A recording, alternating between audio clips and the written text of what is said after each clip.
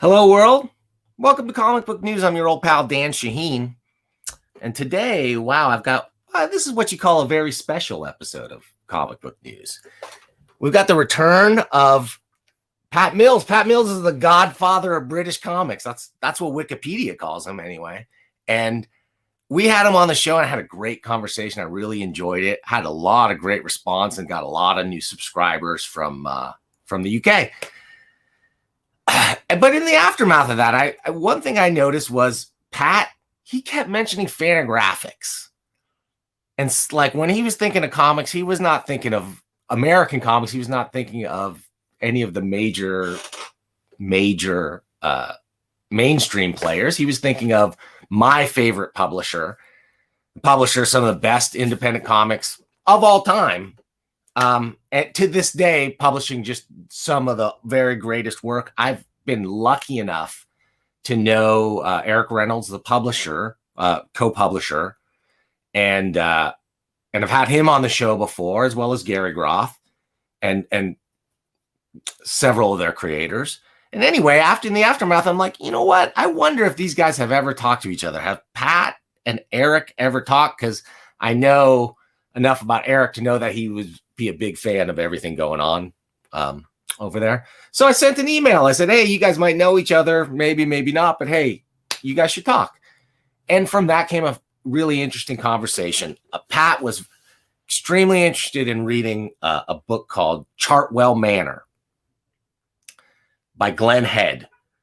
Okay, this is published by Fantagraphics, I think this year, and had very personal reasons for wanting to talk about that relates to his own life. I'm going to bring Pat in here. We're going to talk about that in a second. But first, I got to get a little show business out of the way. So next week, I don't have anything planned yet for next week. I was going to try to do $1 million mailbox, but Larry's out of town. I might do it solo. We'll find out. The following week, though, I just got confirmation of Evan Dorkin. I don't have the thumbnail ready, but man, he's one of my all-time favorites. He's really one of the guys I would have thought was one of the first people I would have interviewed, but I was always kind of like afraid to approach him a little bit because I know he's busy and whatever else. But anyway, super stoked he's going to come in here. That's going to be really exciting. Okay, and then we're going to bring him in. I don't know. I don't want to be glib about anything today with our subject matter, but what the heck, we're not just going to talk. We're going to bring in Pat Mills, but we got to go somewhere else. We can't just talk here. We got to go to the bedpost. All right, and maybe this seems like, I don't know, a little bit weird for the subject matter that we're going to talk about, but honestly, this is where I feel comfortable. Today's subject matter, it might make some of you uncomfortable.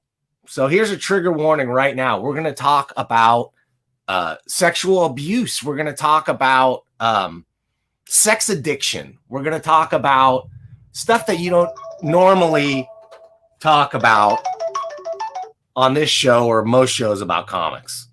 So with that kind of setup, let's bring in the guy to talk about this book. Direct from the UK, let's bring in the return of Pat Mills. Pat, welcome back. Hi, Dan. Hi. Thanks for bringing me back. Thanks very much for making the time. you're over in London and I'm over here in California. But why don't you tell me why this book was so important to you and why you really wanted to read it and talk about it? Oh gosh, where would I start?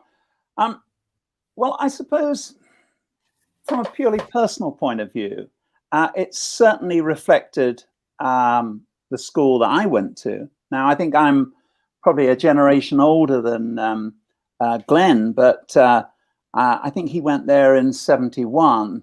And really, when I read some of the early words, I think it was there in '71.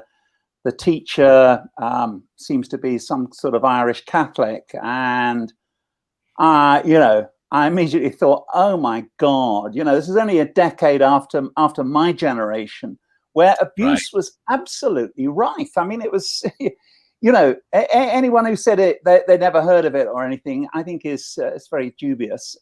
It was widespread, and so here's this this guy who's behaving in a way that, although I was a day boy rather than a boarder, nevertheless, I recognized so much of what was going on. And boarders would tell us stuff. And of course, day boys didn't necessarily escape either. So I kind of identified with an awful lot of what happened in Chartwell Manor. So that was from a personal point of view. But as I say, I run a website where old boys write in about their experiences of schools like Chartwell Manor.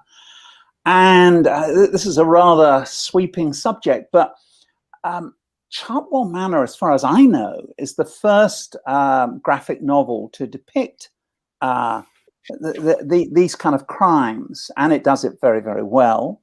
But it also provides potentially a role model for anyone who wants to work through their own experiences, whether it's in comic book form, text form, music, art, you name it. Because it's a very disciplined structure, as Glenn said in an interview, and it really comes across. It's very thought through.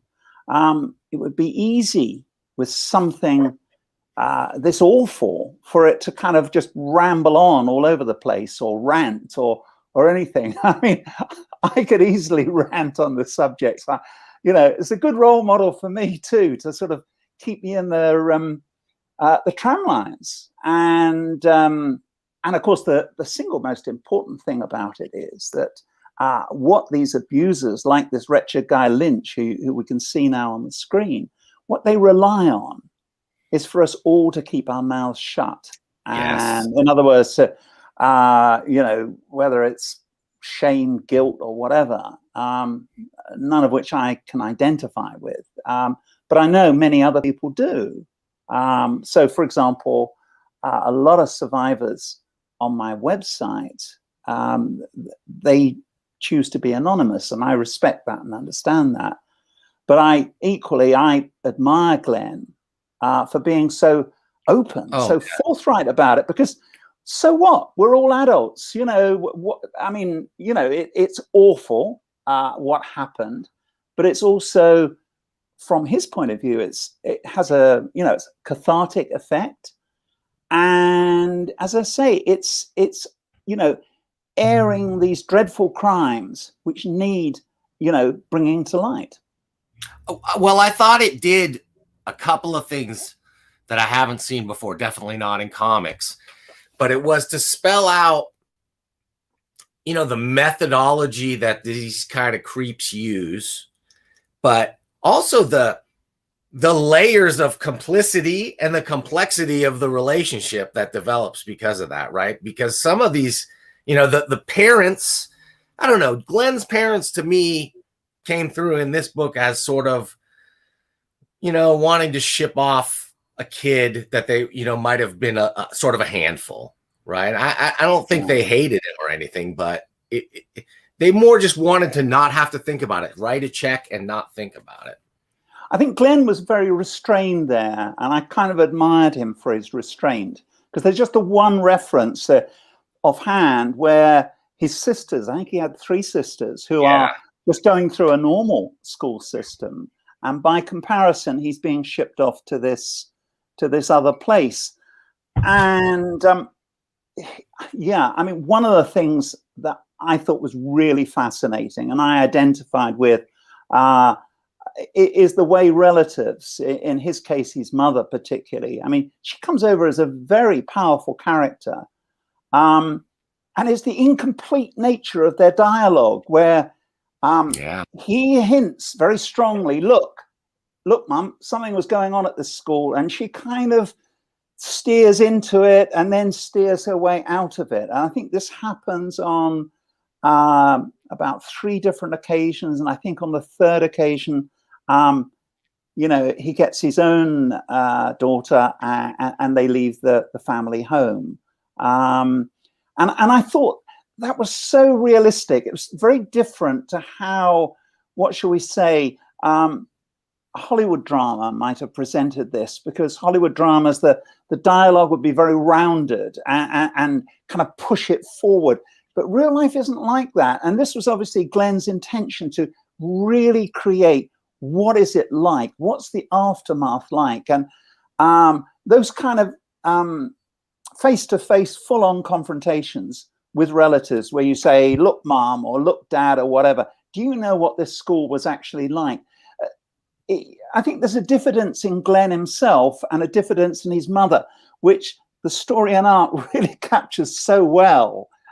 And he mentions himself the space between the pictures. You really can feel that here. There's a simmering volcano there. And I thought that was really, really well observed.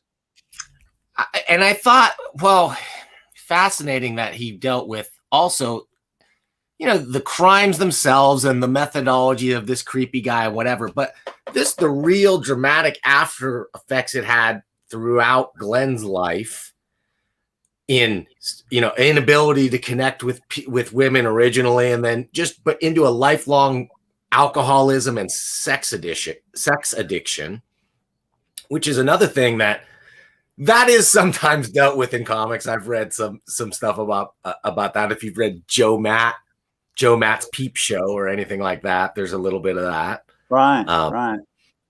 But this gets at the roots. You don't think about how an incident or incidents like these really shatter someone for the rest of their lives, and he keeps coming back to the image of his abuser again and again for the rest of his life.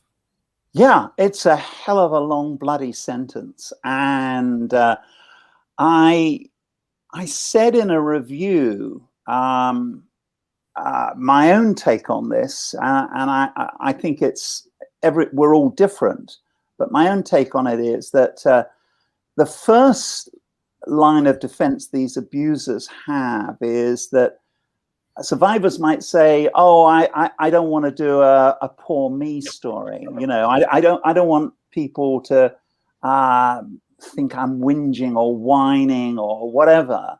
And that's how these people get away with so much.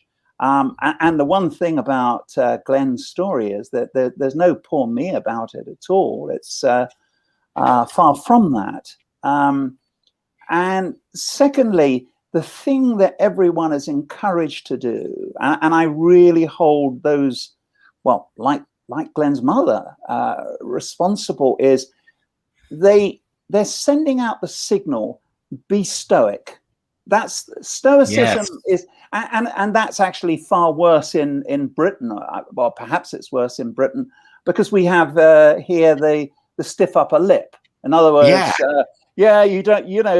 you don't pour out your troubles to other people. You just get on with life. You close the door on the past. It was a long. I'm not going to go into all the boring shit because I've certainly and I'm rather different to Glenn. I'm very aggressive in my responses to those things, and I kind of admired his patience and his attempts to, I don't know, to just keep on going, etc.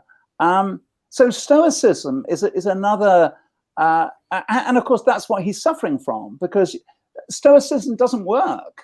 if it worked, then everybody who's been to one of these schools would practice it. But the net result is, as you said, alcoholism for some, and I don't know, perhaps in my case, perhaps work addiction, which is not a bad addiction. Do you know what I mean? As much as it, you're turning lead into gold, or shit into champagne, or misery into money. And of course, I tell myself this, and I think Glenn says something similar himself. That creators, writers, and artists need material, and that's true. A writer who's had, what shall we say, a fabulous childhood without a trace of dysfunction, who really wants to read their story? Sure, right. That's the story, right? Yeah, like you suffer for your art. Yeah, I'm afraid you have to. It's one of the qualifications. That's not to in any way endorse or encourage it, but it's a recognition of what goes on. And I think I appreciated that from a very early age. And but also I practice like a lot of kids, a different setup really.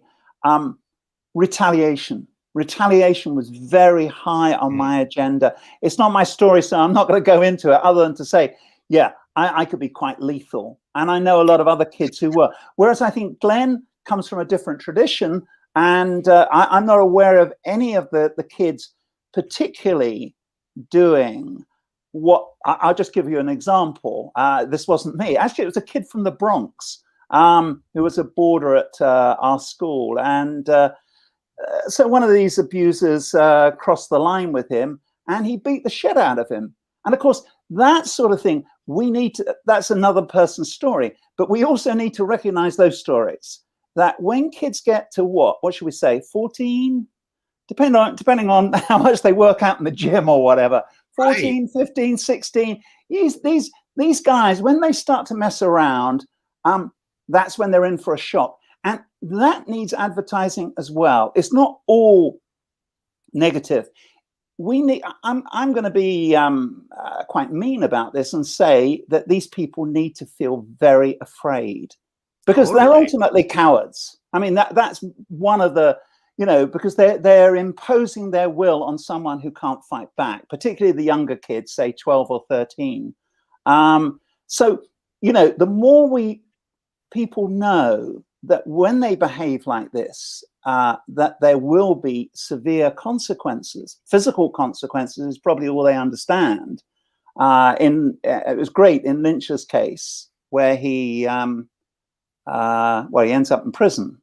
And as I say, I admire Glenn's restraint on all that, because I think if it had been me, I would have been, as I say, I'm a rather more vindictive person.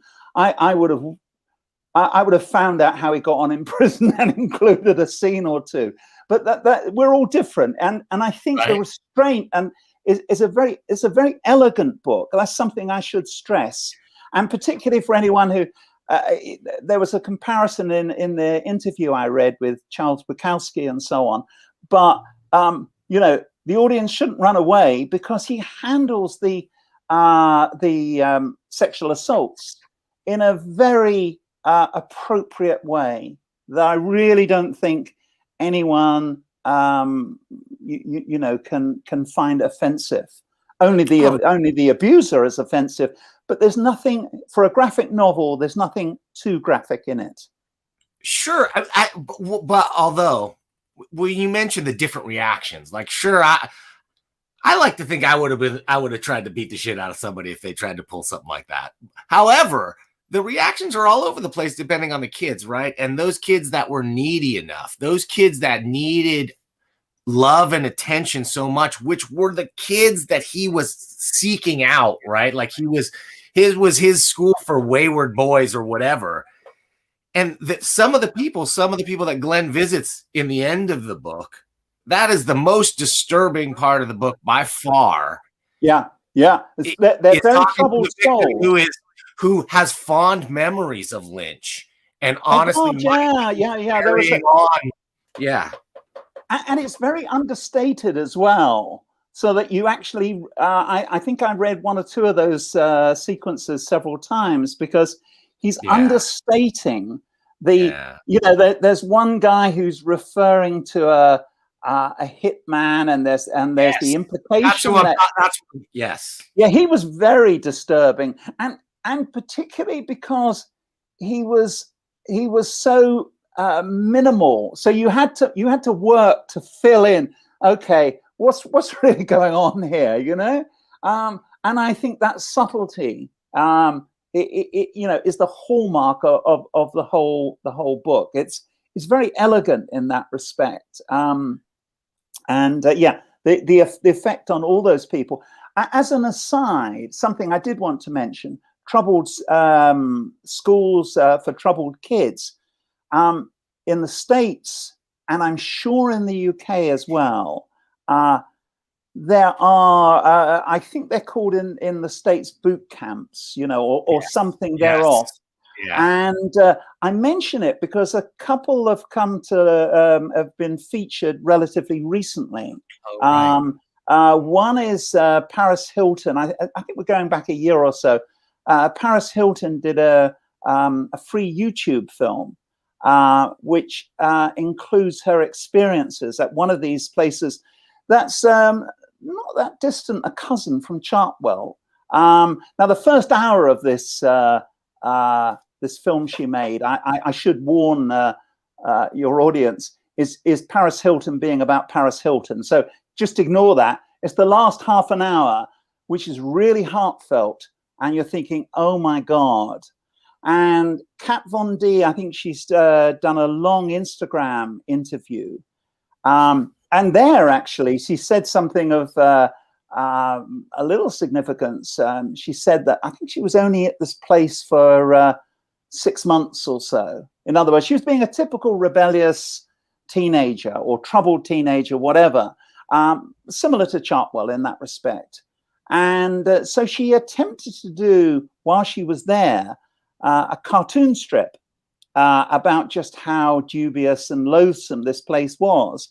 And when they found it, they added 3 weeks on her sentence. She was so Chartwell isn't, sadly, a historical crime. It's these places exist, and they exist in the UK too.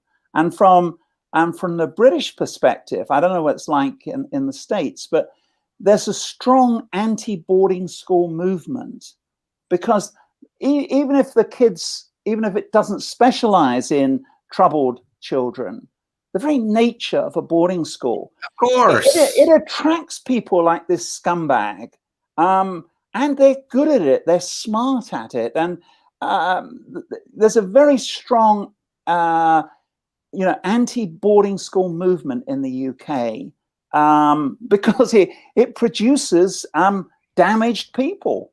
Like our Prime Minister, Boris Johnson. Well, and you talk about wanting to have some revenge. There is a little revenge fantasy sequence here where he imagines pissing on Lynch's grave, and so there's your little. He snuck his little bit of revenge in there that he could in his own way. I mean, that's and it's admirable that he did, because there are lots of ways, preferably legal, that you can, well, I have to mention legal, really, because there are ways that kids can hit back in all manner of ways, and do. And, that's obviously one example. One that I had in mind was not dissimilar, actually. There was this particular Catholic priest, and I don't know, somehow or other he'd slipped under my radar, my psyche. So anyway, he was dead, which of course was frustrating. That's one of the things that's always frustrating. And it actually is kind of relevant here. Normally this stuff comes up in midlife, and that's probably true for Glenn too. And of course, by then the scum are all dead. So you can't go around and knock on their door. Or if you do, you will find that they're they're senile or suffering from dementia or whatever. So to my great annoyance, this particular priest was dead. So I hired a private detective, found out where his grave was, and he sent me all the details, row 7, fourth one along, all that kind of stuff. And my intention actually was to graffiti on his grave, to spray paint abuser on it. But funnily enough, and in that sense, it's a fantasy, rather like Glenn's. Knowing that I could, who's gonna complain? Yeah, okay, see you in court. Do you know what I mean? In other words, yeah, let's go there on that one, shall we? But knowing that I could meant I didn't have to, and I certainly got closure from on that whole thing. In other words, yeah, it's done with, because I had the opportunity. It's a very simple thing, I suppose. He once had power over me. I now have power over him. So if I ever felt differently about it, I've still got the details of where his grave is, and I can pay him a visit. Right. Ultimately, when you do something like that, really, you're not hurting him at that point. You're hurting his loved ones or family or whoever. Well, that is true. That is true. And I'm actually familiar with that side of things. That's a complex one, because actually I had this only the other day, where this other, bear in mind, on my site, we have one way or another highlighted the crimes of quite a number of people. But at the same time, I do try to exercise a certain restraint. I'm not like some kind of comic book vigilante. Even so, we had one woman wrote in, and she was obviously a friend of the family or something, because she said, "Why are you pursuing this guy when he's not here to defend himself?" Well, I'm sorry, but that's true for Mr. Lynch here in Chartwell Manor. It's true for Jimmy Savile, and it's true for many others. Of course, you have to exercise a certain restraint and so forth. And of course, inevitably, let's take Mr. Lynch here. Doubtless, if there are any family members who read this, they're obviously going to be upset by that. But it's just like any other criminal. Someone who's robbed a bank. It's unfortunately something the family have to live with. Well, talk about a little bit too about the sentencing. I don't know how it is in the UK, but to me, when he got convicted and he ended up serving 7 years or something like that for really destroying so many lives, and then to come out and be put back in a position of authority again in a drug rehab center, where he then just proved himself to be an abuser all over again. Yeah. Then went to jail, criminal sexual contact, and was eligible for parole in 4 months.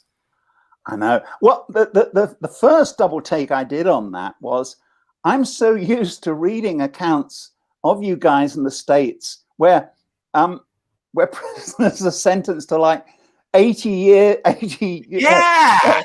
3, or you get 3 life sentences. So you're going to be out in 150 years. So I thought, why isn't this guy going through what I saw as a typical American prison system? I think in Britain, it's generally much fiercer. And I'm saying that with a certain authority, because I've followed 1 or 2 cases of various boarding schools. And offhand, I recall that a couple of very similar abusers, I think they're doing life and they ain't coming out. So offhand, I'd say we're a bit tougher in Britain, and rightly so, of course. Let's hope so. I mean, well, there was certainly you brought up Jimmy Savile and those kind of like institutional highest level. We got, Prince Andrew and all the things that are being alleged right now about his connections to Jeffrey Epstein, etc. something about positions of power that just, I don't know, for people who could pretty much get whatever they want, it seems like the things that they want are repulsive and ridiculous. Like I can't quite understand, you know, the protection of these people at the highest level. That's the part that just amazes me. Like the stuff Jimmy Savile, if you hear that story, that is about the worst thing that I could imagine, preying on the most vulnerable children imaginable. It's and it's a huge subject. And although some areas of Savile's life have been scrutinized in public inquiries and so on, a lot hasn't.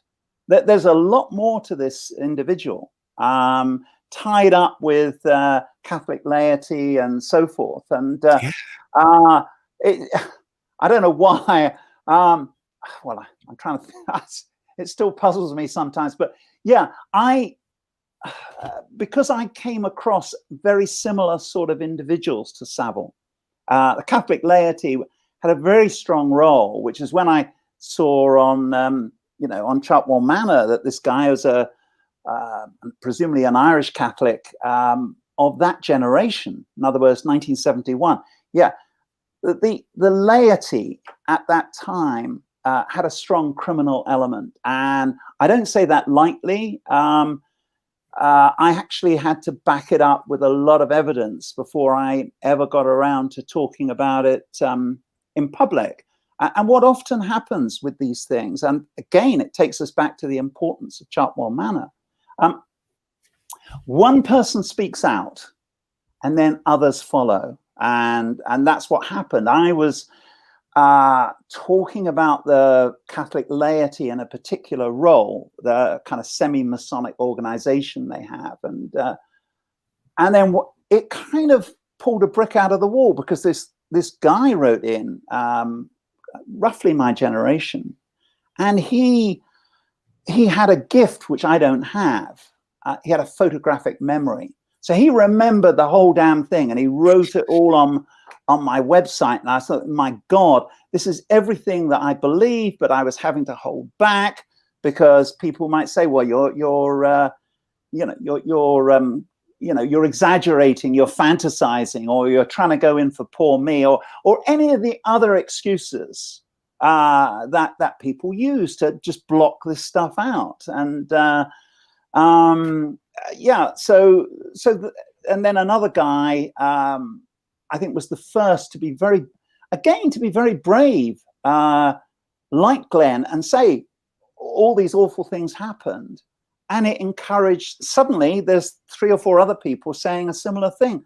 So for me, I don't know how it's going to work with Chartwell Manor, but I think it's very much a trailblazer. It's setting the style so that, I mean, whatever traumas that people have experienced in life, it doesn't necessarily even have to be anything to do with abuse, but it's saying, look, your story is important. This is a hero's story. You know what I mean? He's gone through absolute hell here and come out the other end. And I should mention this. It's a very positive ending. It's wonderfully laid back and cool. I'm not going to do a spoiler alert here, but it's a very positive ending. Yeah. And but I think it encourages other people who are thinking, let's say it might be some completely different experience, and to say, this is how I tell the story. You know, this is how I can do it. Okay, whoever is looking at this book, the chances of them being what's called an underground comic artist are probably quite slight. But they'll find their own style, their own way of telling the story. And if they need some tram lines to keep them in the right direction, then Chartwell Manor provides it. I mean, I doubt very much I will ever get around to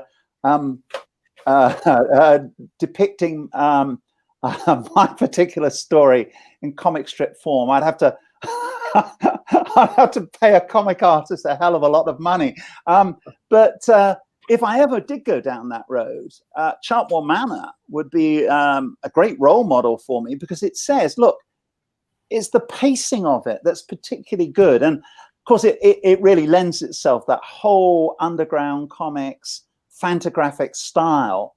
It gives it a discipline that, you know, if one had a more, what should we say, I don't know, full color style or something, it might be too ambitious. But this works so well. Yeah, I wanted to bring up, since you mentioned that, I was thinking about a couple of other American comics that dealt with child abuse in one way or another. And I thought a couple of mainstream ones, or, well, one indie and one mainstream one came to mind. Bill Willingham's Elementals special, they did an entire special on child abuse in the 80s that was pretty good. And then Peter David wrote an arc in The Incredible Hulk, of all places, that dealt with the root of Bruce Banner's split personality or mental problems that manifested as the Hulk being from childhood abuse by his father. And I felt like it was done in a pretty tasteful way for a, you know, for a comic about the Incredible Hulk. And were some of the first ones. And I tried to think back. There's a couple of others. There's one I can think of. Yeah. I think it's relative. I don't know if it's obscure, but it's a pun on the phrase altar boys, as in Catholic altar boys. It's called Altered Boys. Oh, I don't know that one. And I think there's probably 2 volumes of it, and I think I read the first volume in digital form, and I thought it was pretty good. It's fictional, and it's got an element of revenge fantasy, which is again relatively restrained. But wow, maybe it's not that restrained, because I think the priests in question die, but they certainly don't die horribly like something out of Seven or something like that. Do you know what I mean? Sure. But I thought, well, it's one way of dealing with it, because, you know, a big issue for me is that I think ordinary people's lives are absolutely fascinating. And I enjoy reading them. So that offhand, I think of Persepolis, the story of a girl growing up in Iran. It's a wonderful story, and these are hero stories.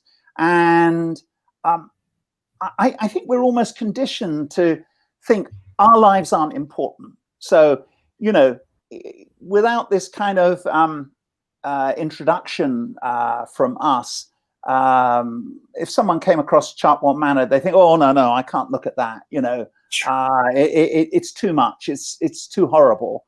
But I think it's following in a long tradition that goes all the way back through, what should we say, Dickensian stories, you know, where, I mean, we tend to think of things like, say, Oliver Twist as being, I don't know, quite colorful. But I mean, it was telling a tale of its times, that of adversity and how kids overcome it and all the rest of it.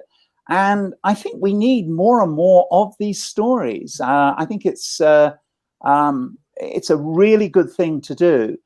And actually, above and beyond that, I think you've got this long tradition in underground comics of exposing evil. Now, the only one that I know with any surety, because I'm not up to speed on this, is Silkwood from Kitchen Sink a long time ago. I think it was what was it?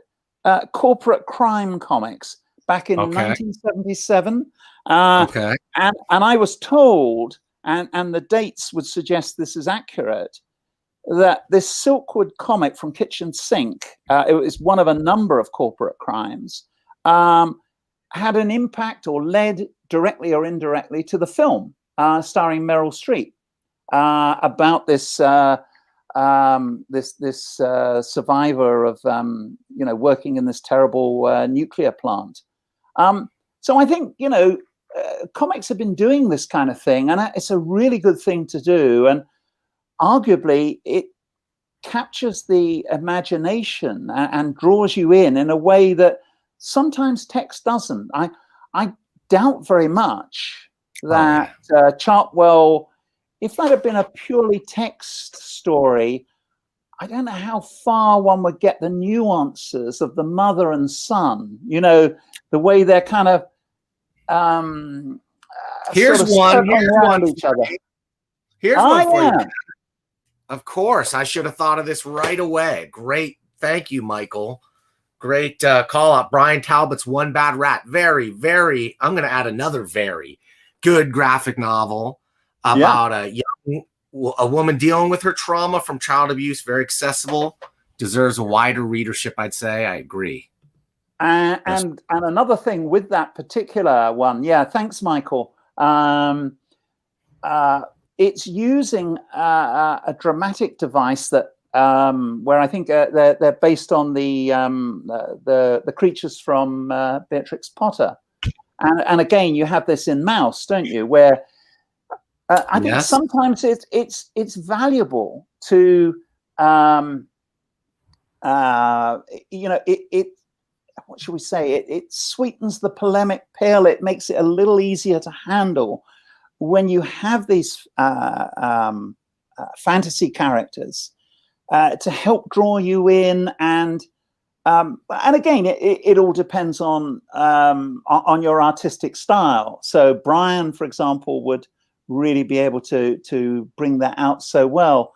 So there's so many ways of doing this. There is the underground comic way. There's the Mouse way. There's Brian Talbot's way, and it's. I got another way. I got another one for you. How about Palestine by Joe Sacco? Oh yeah, no, I read it a long time ago, but I from my recollection, because I've read all Joe's books a while ago. He's there. Like, did you read his new book, Paying the Land? No, I haven't read that one. No, that is on what subject? Excellent. It's excellent. I have it here somewhere. It's it was put out by Abrams Books. Nobody talked about it. Nobody. It came out last year. I did a review of it on my channel. It's amazing, Pat. You really want to read that. Well, I interviewed him it must have been around about 2014, I think, because he did a World War One. Did this incredible thing. He wanted to show the width of the Battle of the Somme. So he did this sort of massive book that just opens out forever and ever and ever. And but I prior to that, I'd looked at. I seem to remember his approach on his Serbia books as well was very much like an investigative journalist. And journalistic, for sure. And I think that's, again, it's another great approach. I mean, so much obviously depends on your, on your mobility, how far you can get around, and your budget, and also your artistic style. But I'm not familiar with his latest book. I must check that out. Oh my gosh, it's excellent. You can check out the review on this channel, and I suggest picking it up. It's still in hardcover. It's an amazing book, all about like the First Nations tribes of Canada. Oh my God! Right. It's really fantastic. I can't recommend it enough. Let's just talk while we're talking. Let's talk about style, and let's just talk about Glenn Head as a cartoonist for a second here. Okay. Because we're looking at his website right now, which is a fantastic website, by the way. It's really well done. This is not when you see his work, his previous work, his underground work. I don't know. This was not what I was expecting when I read Chartwell. That's for sure, right? Like, but the style, undeniably, while the subject matter is different, his storytelling chops are such that this book read. It's almost it's hard for me to describe to people how bad comics are hard to read. Like if you're not versed in cartooning and panel to panel transitions and storytelling, it's really difficult to read bad comics, but his stuff reads so well. Yeah, there's an Talk a little bit. understated skill there, that the way you move from picture to picture, and it's very sequential. It flows very well, and yeah, and I imagine those are all skills that he took, that he developed over some considerable time.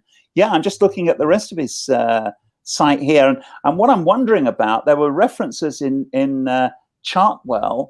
I guess it won't be on here, but it did have me curious. It refers to, he had a cover on Wall Street Journal or something. Yeah, he keeps mentioning that. Wall Street Journal does these, hand-drawn, like almost engraving-like illustrations. I'm wondering if he got spot illustration work doing that kind of. I want to see that stuff too.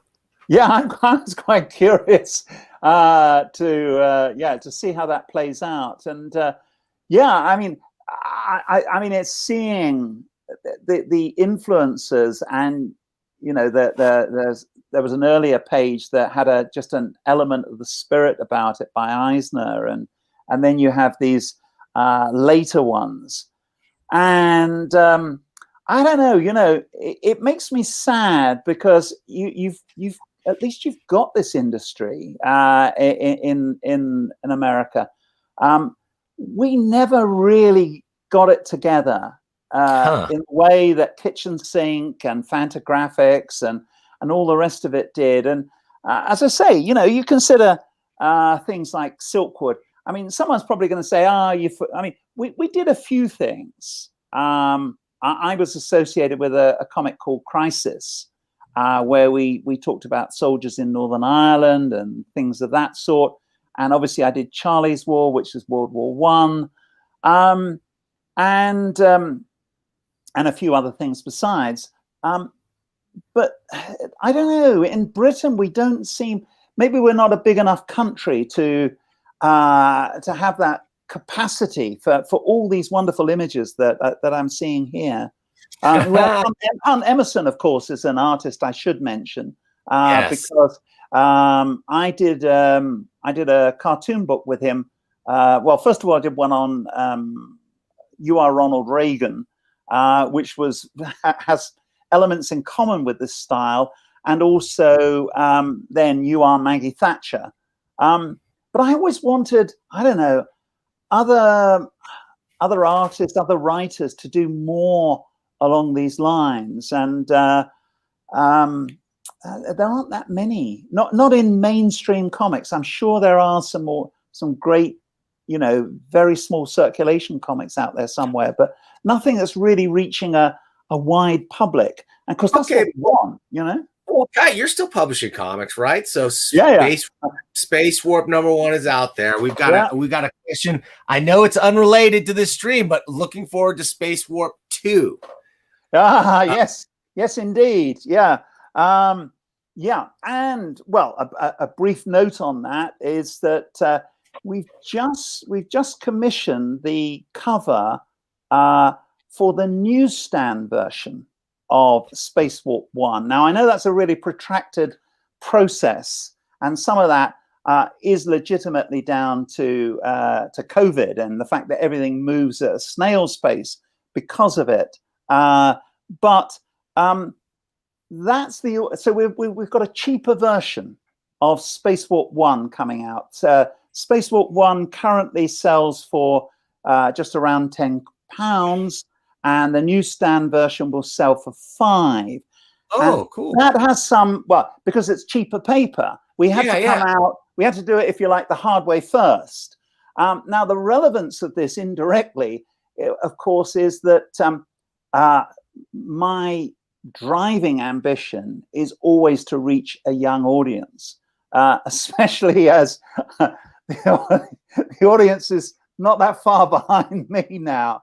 And we need to reach kids, and I gather that's true in the States too. That it's becoming increasingly for middle-aged and upwards. Well, that's really only true for mainstream comics, Pat. There's definitely been a resurgence in all ages comics. I'm sorry. We talk about Scholastic and stuff like that to me, that's the future. And they are exploring all kinds of different storytelling options.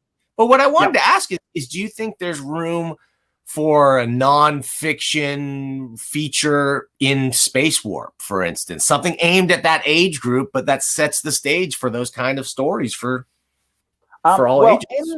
In Space Warp per se, I think it would be hard to find even a suitably. What would be possible on some level is something that is actually not that distant to either. And it's something I have always been, again, it's another sort of particular obsession of mine, is to try and bring in the stories of real kids. In other words, what real kids are going through, real adversity. Now, that doesn't mean that I'm talking about some kind of comic strip version of Childline or anything like that.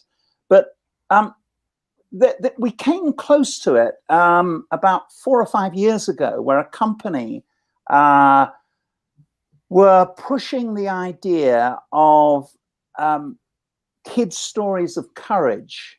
And I was really chomping at the bit on that, and I really put a lot of weight behind it. I won't go into the full story here, but it was, perhaps I'm being unkind, but I think it was an advertising agent's ploy rather than they weren't serious about it. So they were saying to the audience, write in with your true stories of adversity, which could be anything from surviving a tough operation to some kind of astonishing sports feat or whatever, any kind of adversity. And I mean, for me, that's very appealing because that could obviously segue into some, what should we say, some older stories. And it just bears out this premise that, we're all of us, apart from Mr. Lynch, we're all on a hero's journey of some description. And all our stories are actually interesting. And, well, you've made the point with Scholastic, and I stand corrected there. But elsewhere, it's like, why do I want to know about some superhero?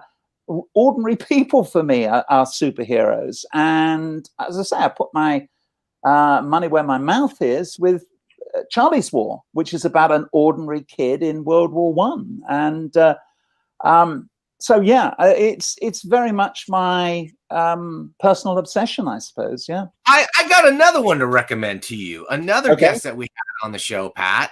Check out Dragon Hoops. By Gene Yang.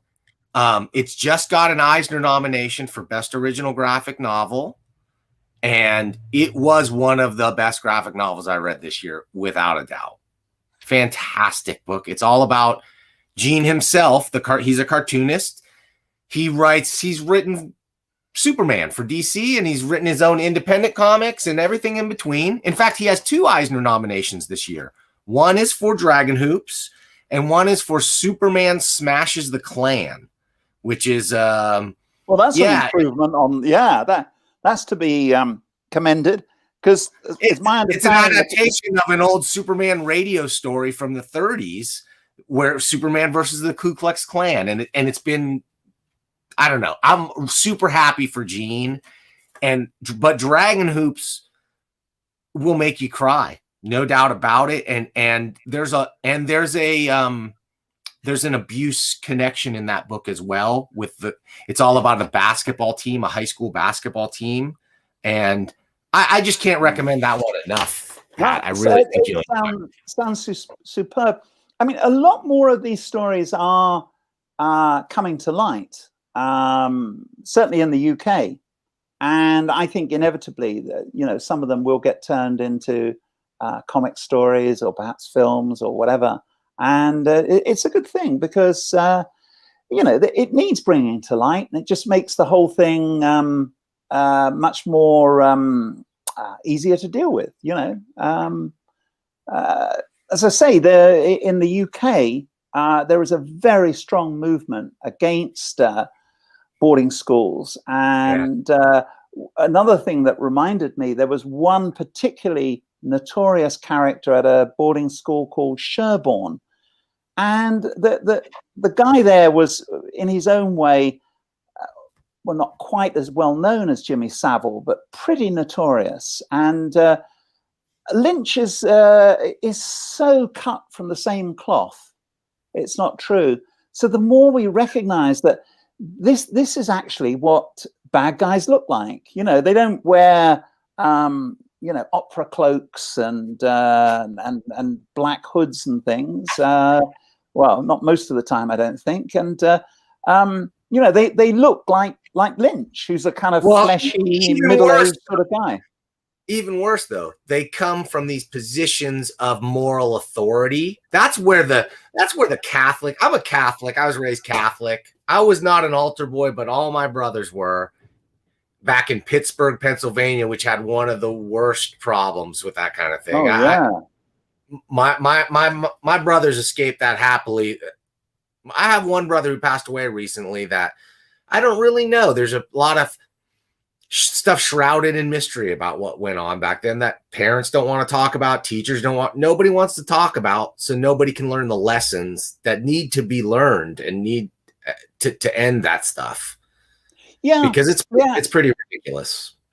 It is so, and yeah, it's so sad that everyone is so coy about it and so defensive about it, and offhand, I think, as far as I'm trying to think offhand, in the UK, I think my site is the only one that I'm aware of recording the experiences, the testimonies of survivors. What's your website, Pat? Pat Mills WordPress. That should take you there. Yeah. Okay.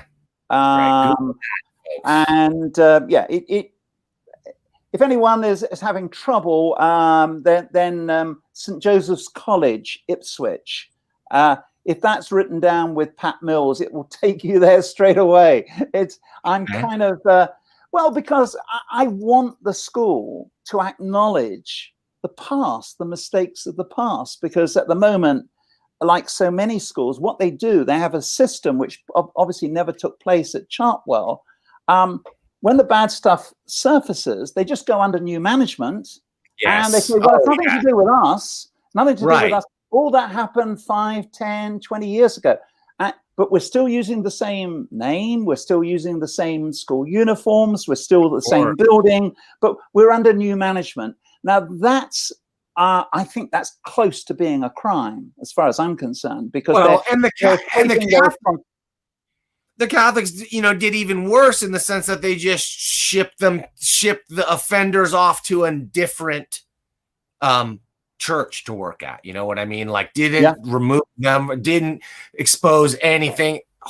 It's the kind of thing, that's the kind of thing that shakes people's faith in a religion. Nobody was more of a devout Catholic than my dad, you know? And then when all that stuff came to light, I just saw him for the first time ever just sort of step away from wanting to at least, you know, give money to the church. He was a reliable donor, and that shook him to his core. Like, not his faith in God or religion, but in that institution. I don't know how. That must have been hard for him. That must have been so hard when you've kind of based your life on a particular spiritual system, and then you're confronted with the reality of it. I mean, I take no pleasure in highlighting these things. And I mean, when I first started digging around on it, I thought, oh, this will only take me a year. You know, spend a little bit of time on it, you know, dig it up, and then forget about it. And it was like, it was just the deeper that I went into it, the more I realized how complex it was, and how the information that, even though you have these various films, like in the States, I think you have a film Spotlight, very good film, but they only bring to light, I would say, 50% of the full nature of what's actually going on. In other words, there's a whole other dimension which I can sum up in about 3 sentences. There's an organized crime element. It's These are not rotten apples. They are they're pedophile rings or whatever, and they're transgenerational, because that's how rings work. They pass this stuff on, like the mafia or any other organized crime. And then the second element is the role of the laity. And then the third one, which even I'm reluctant to look at, but I've forced myself in the past, there is also a female element in all this as well. It's not just revolting guys. I'm afraid there's a female element. And and for ages I would think, God, am I, I mean, after all, you think of the stuff I write for a living, I think, God, am I sort of turning into some kind of weird fantasist or something? And so I'm very careful when I bring this stuff to light to make sure that it's generally verified directly or indirectly by at least one other source. I think now with Jeffrey Epstein and Ghislaine Maxwell, that side of it is starting to come out too. That the female element there, of course. Yeah. I mean, 10 years ago, to suggest that women might behave in that way would have been unheard of. And even a year or so ago, cases that have gone to court in Germany involving nuns, which I'm not even going to go into because it's too distasteful to repeat. It just makes me feel sick. But we are talking about women playing a proactive role in all this stuff, and that's a matter of it's all there. Actually, it's probably quite cathartic for me to look at some of this stuff, because it's the full extent of it, as I say, isn't really known. The anti-gay approach within the Catholic Church is something that the Pope may have apologized for an awful lot of things that have gone on, but to my knowledge, he hasn't apologized for what they did to gay people, gay kids. I mean, the Catholic Church, in my mind, and this is coming as a Catholic, is completely illegitimate in the sense that, until you can have a female priest, until you can have a female pope, I don't see it as anything but just a perpetuating. I don't want to say the patriarchy. I don't want to say that, but what I want to say is just perpetuating women as second-class citizens.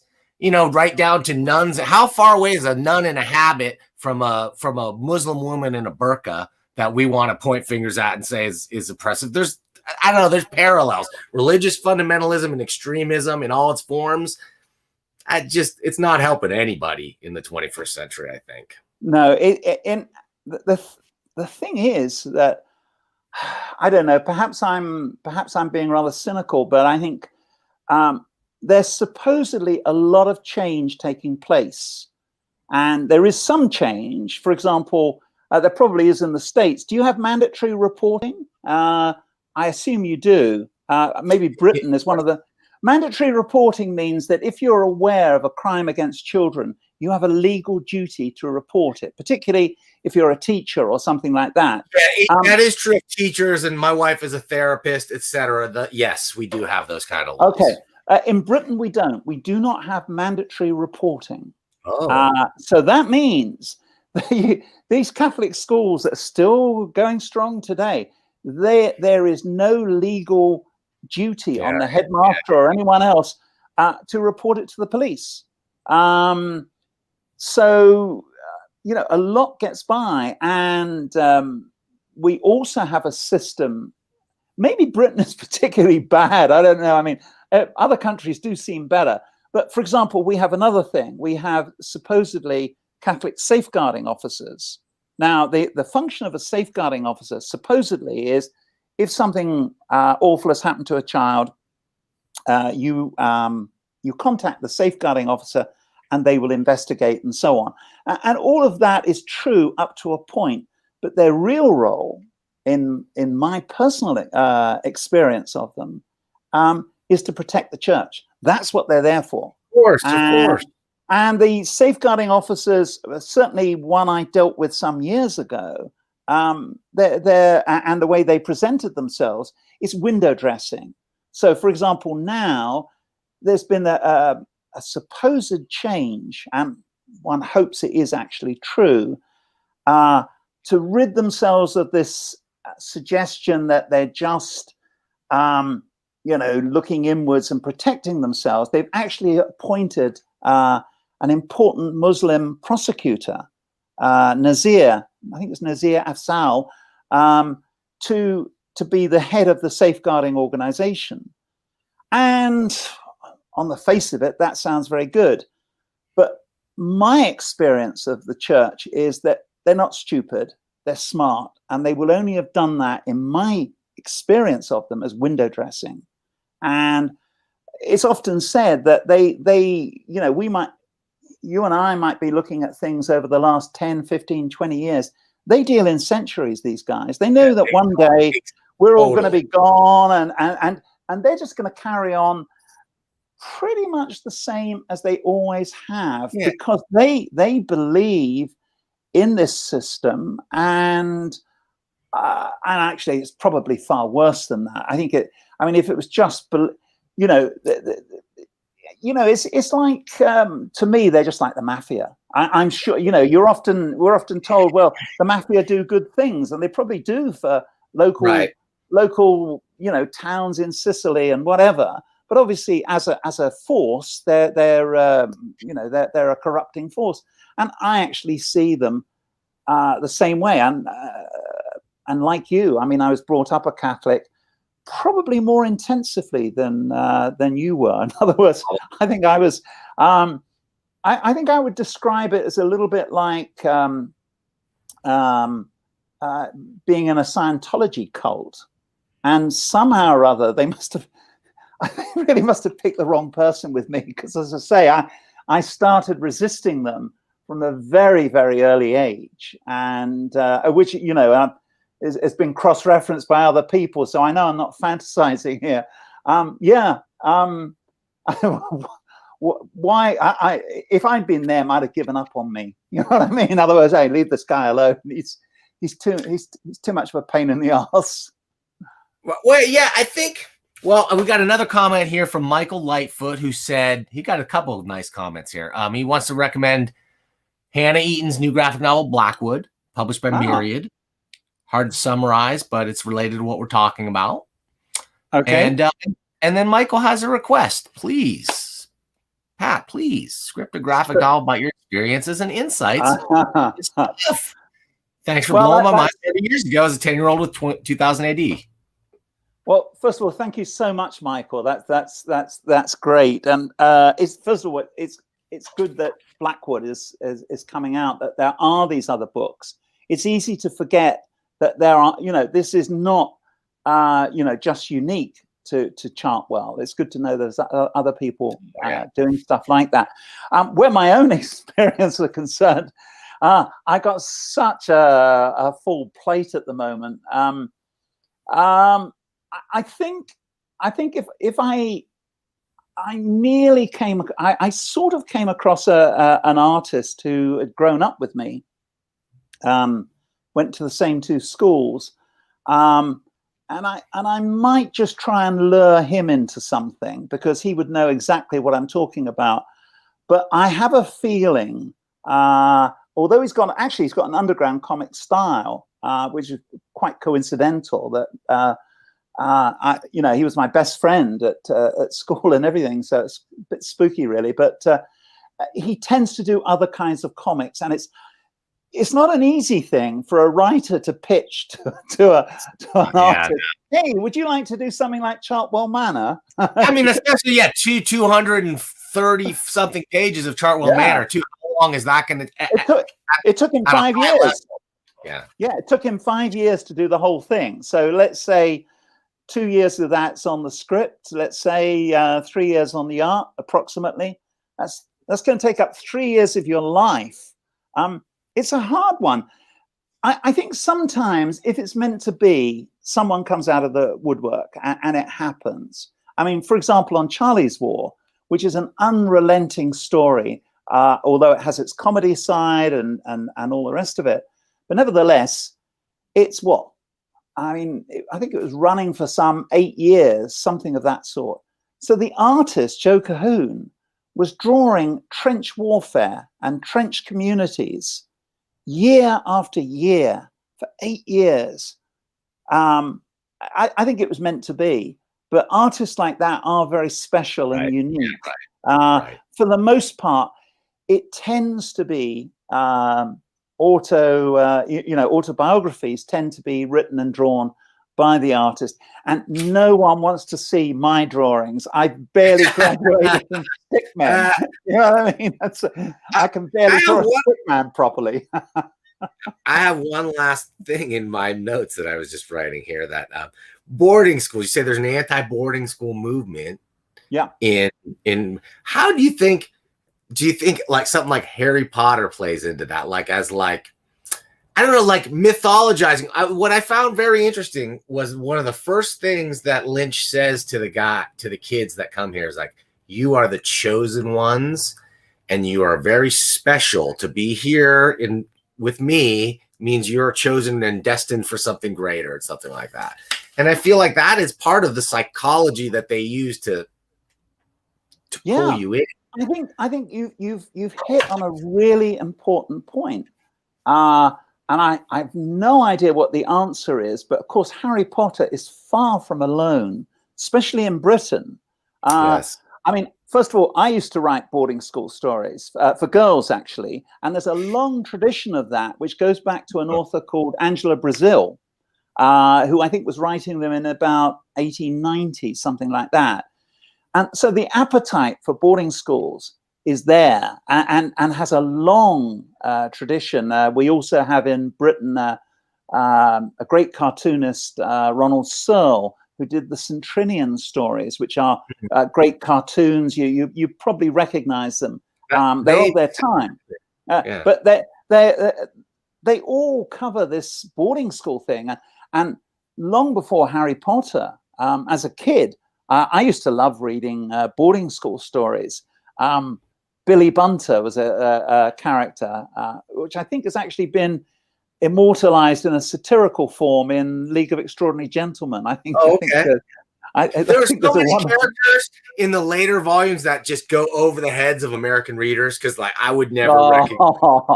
Yeah, well, I particularly cherish that one. I mean, it's absolutely delicious. But yeah, I mean, I guess as kids, we're fascinated by boarding schools. Yeah, we are. Round about just after the millennium, I was in Iran for 3 months, and I remember seeing on the book stands Harry Potter in Farsi. So yeah, it's a universal thing. It's this secret world. But of course, I suppose what it is I don't know. I'm just thinking it through as we speak, that it's a world where, you know, it's kids together. You know what I mean? They're away from their family. No parents, yes. Yeah, and that feels, you know, because it's at this age that you really graduate towards your buddies and all the rest of it, and the little wars that go on. But it's all relatively safe. I mean, well, you can see where that's fertile ground for somebody like Lynch or these type of people, right? That's where they would want to be in that situation. No parents, a lot of kids who need attention, who want to feel special. I was going to say, that I actually picked up on that, and I realized when I was doing Spacewalk that I had to do a boarding school story, because I realized that was the one thing that I'd missed out in 2000 AD. So here it is, actually. Here's this nightmare boarding school story. I don't know if you can see it. It's a school in space. So it's kind of, you know, it's that kind. And so I just turn over the page and you can see, hopefully, let me go that way. Am I going that way? Yeah. Yeah. I'll go up a bit and the other way. Yeah. There you go. How's that? Is that any good? Yep. And yeah, you can see all these kids in school uniform and everything. And in this instance, of course, the headmaster, well, he's not a Lynch, but he's a complete monster, a guy called Drogheda. And I I think it's fertile ground for drama, and so yeah, that runs side by side with the harsh reality. I think as long as I mean, I don't think it's wrong. You know, I think Harry Potter is a wonderful escape from. You know, everyone wants to be Harry, or you know, and be in this particular house and so on. And well, you don't agree then with Alan Moore that you know, he equated Harry Potter to the Antichrist in the last League of Extraordinary. He was the Antichrist in the I haven't read that one, but I might have to now. Yeah, you do. Christ. Right, he's taking no prisoners there. Oh yeah. It's wonderful. It's really fantastic. And presumably, can I just ask one quick question there? Yeah, I assume he backs that up. In other words, he's not just it's not just some invective. It's not just a gag. It's not just a throwaway gag. It's okay. It's meaningful. In, I guess what he's referring to, honestly, is like sort of the state of literature and what literature, popular literature, has sort of maybe in his eyes devolved into in the form of Harry Potter. That's how I read it, anyway. Well, yeah. I mean, on that subject, the Harry Potter books, I didn't mind too much. I would agree that they're not literature, but then an awful lot of books, adult and for children, that are very popular. I don't know how far they stand up to that literature test, and how one would validate that. I mean, one of my childhood heroes was Rider Haggard, who wrote King Solomon's Mines, and I revisited them I don't know, a couple of years ago, and I found them unreadable. And I thought, my God, how can I have read this stuff when I was 12 years old? I had better reading ability than I seem to have now. It's making like, for God's sake, get on with it, man. You know, right. I'm getting bored. You know, there was a lack of competition back then. There's so much competition for that kind of space, you know, those type of stories now, where it used to be such a rare thing to find those. I just imagine when you were a kid, sci-fi was not everywhere in your face, on every channel, all the time. Yeah, any kind of story that has a strong element of fantasy, like King Solomon's Mines and She and Return of She and so on. Yeah, I would have to really hunt to find those books, particularly because following on from Alan's point, Pulp Fiction was frowned upon in my local library. Right. So I missed out on Edgar Rice Burroughs. I feel I had a deprived childhood, you know, without Tarzan and all this kind of stuff. So it's probably why I'm making up for it now, celebrating Pulp Fiction. Yeah? Boy, have you ever, Pat. What a storied history. Thank you for coming. I have to get out of here. I wish I could talk for another hour easily with you anytime. Maybe you'll come back again sometime soon. We'll find something to talk about, Dan, because it's a real pleasure. A real pleasure. Awesome. Cool. I appreciate it. Thanks, Pat.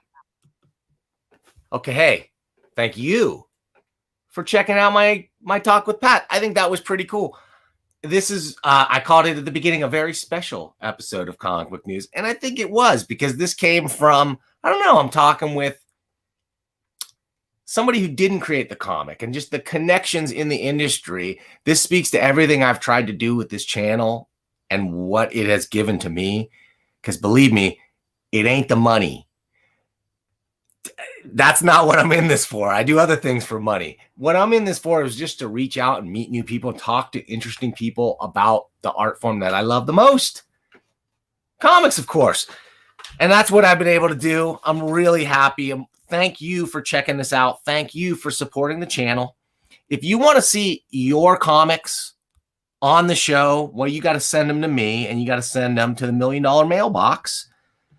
P.O. Box 1163, Arcata, California, 95518. I just got a couple new submissions. Nice stack of comics from people.